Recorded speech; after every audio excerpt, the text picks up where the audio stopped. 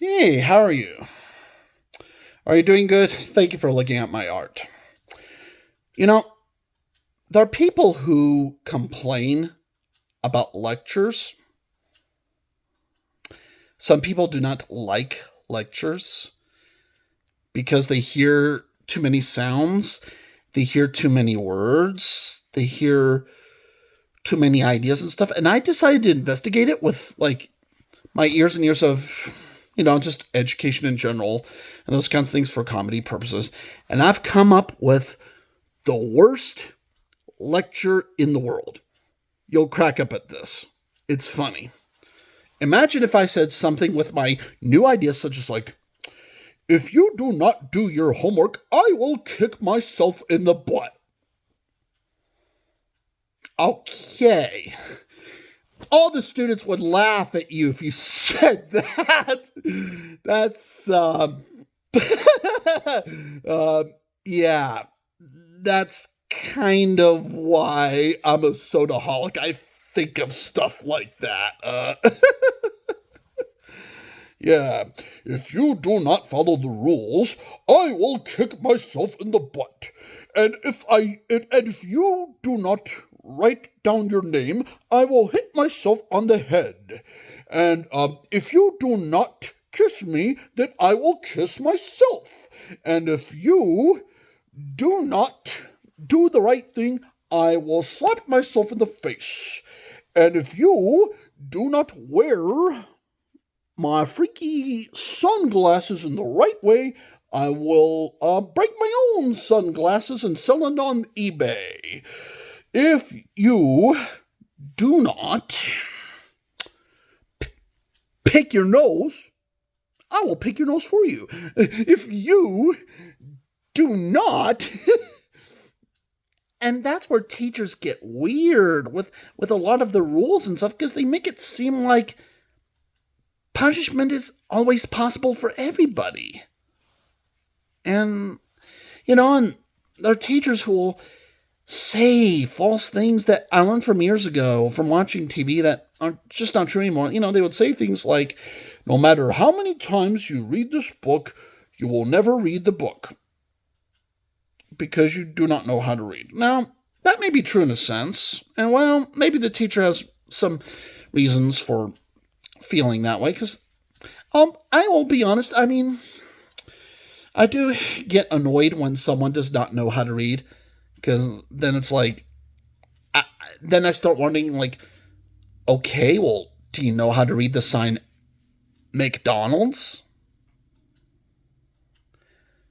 Do you know how to read it? And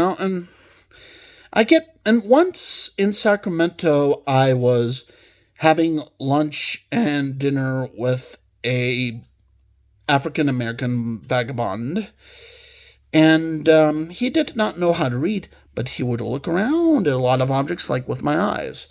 And interestingly enough, this is interesting.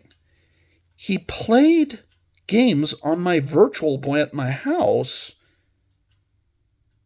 and he thought the Virtual Boy was good and cool. So what that means is we were having some prejudice in the video game industry. We were having video game prejudice about things like, well, maybe I should play this game. Maybe I should play that game. Maybe I should insert a quarter. Maybe I should put up $1. Maybe I should look at the screen. Maybe I should turn on the TV. And then when there's that word maybe, then it's like, then it means like maybe it's either a possibility, or if it is impossible, at least we really want to do it, even if it is impossible. So that's where it's interesting with this stuff. So imagine if with my glasses, I put them on and I told you something like, this will be funny. This will be funny. This is funny. Imagine if I said to you, if you do not look at my face, you will disappear. Okay, then I would get hit on the head. That wouldn't work. Because I know you're not going to just vanish. You're not going to just disappear. You'll be okay unless, well, evolution takes its course. Because evolution is about, like, the disappearance of bodies after, like, millions and millions and millions of years. And that's why, for a lot of time, we did not really predict what was going to happen in the Earth, because it just takes a long time for things to appear and disappear. So, let me ask you a question. We have museums with cool and awesome looking dinosaur bones that look like the Jurassic Park movie. I like that. But let me ask this question. And this is a new idea. In the future, will we still have these dinosaur bones? And will we still have these museums? This is where it gets interesting, because the future could be unpredictable.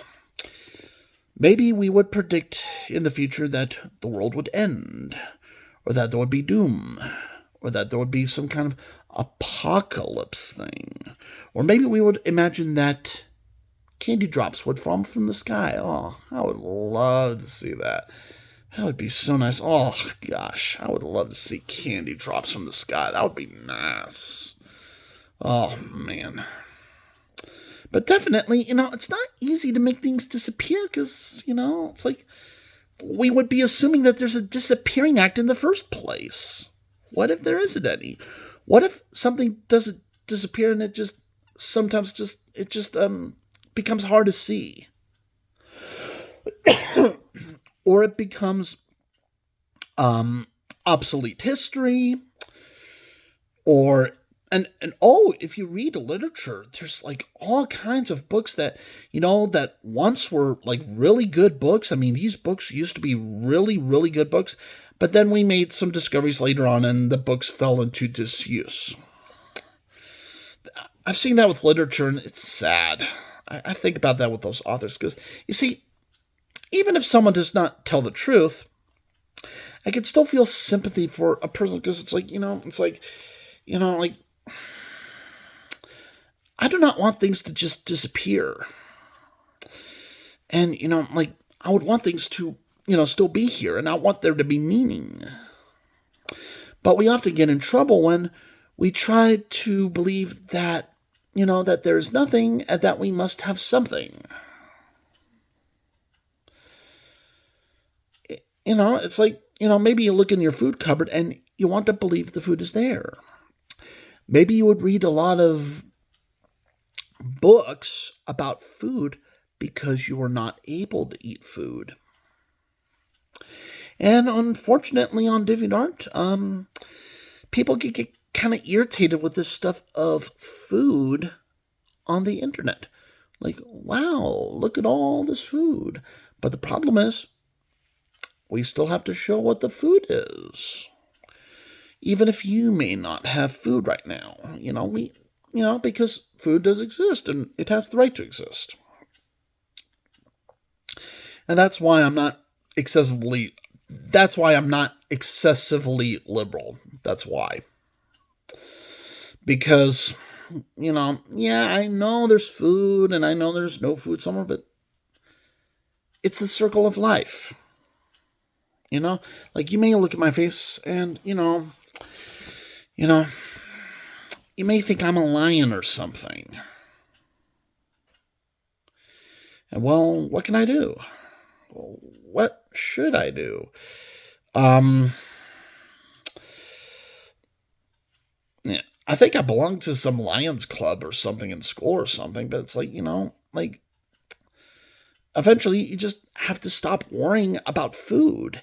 In fact, to me, and this is my honest opinion, I think excessive complaints about money is vulgar. I think it is. Because the fact is, if you have something, you have something, even if you did not pay for it. So, come on. Do I have to pay for the earth?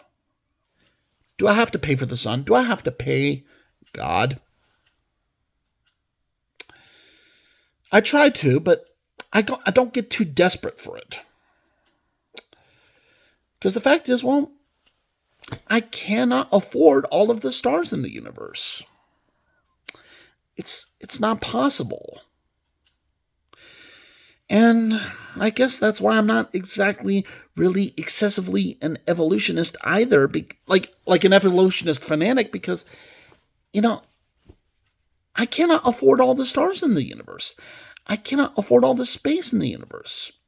And I think this evolution book that was made, centuries ago gave some people the false illusion that they could afford everything, that they could buy the whole world, that they could buy the galaxy, that they could put a planet in a marble bag.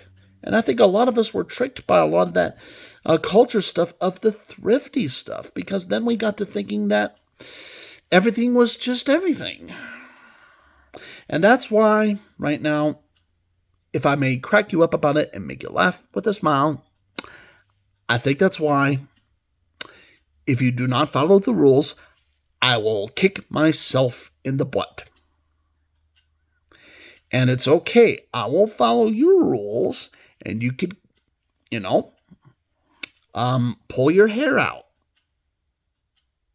I think the phrase pull your hair out is basically the same as kick yourself in the butt.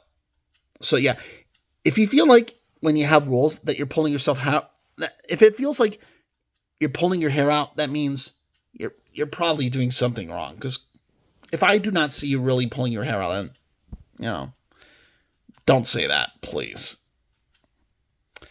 Then that's basically just a terrible Disney joke. Yes, I will pull my hair out and get a rabbit. That makes no sense, That's a cliche. And anyways, I'm Aloysius Zimmerman. You take care.